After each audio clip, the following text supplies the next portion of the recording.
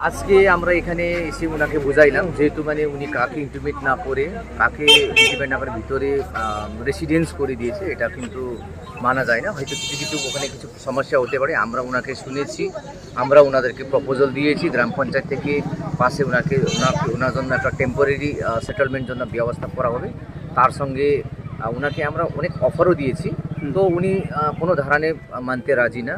তো বিষয়টা আমরা আরও দেখতেছি, পরবর্তী আরও আমরা গ্রাম পঞ্চায়েত এবং ডিপিও সাহেব আছেন, আমরা একবার সেন্টারকে চালানো আমাদের। বলছি এরকম সম্মুখীন হতে হলো, মানে এই গোলযোগটা কার আছে, কি মনে হচ্ছে এই পরিস্থিতি? না, এই পরিস্থিতি মানে হয়, স্বাভাবিক হয়, মানে মানুষ কি করে আজকে আমার জমি আছে, আমি সরকারি কাজ জন্য ডোনেট করলাম, করে গিয়ে মানে কেউ প্রভোকেশন থাকে আমাদের এখানে, মানুষরা ইন্টেনশনালি এরকম সিচুয়েশনকে তৈরি করে।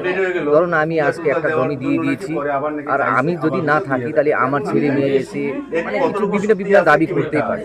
এজেন্সির সাথে না, এজেন্সির সঙ্গে শুনলাম, কিন্তু যেহেতু এজেন্সি এখন নাই, জীবিত নাই, তাই আমরা এজেন্সিকে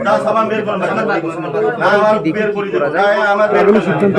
সিদ্ধান্ত আমাদের দেখছি, আমাদের সিদ্ধান্ত প্রশাসনিক হিসাবে আমাদের ট্রেনটা চালু করতে হবে, এটাই আমাদের সিদ্ধান্ত। সেজন্য কি করতে হবে, আমার ওনার সঙ্গে আরও যোগাযোগ করতে হবে।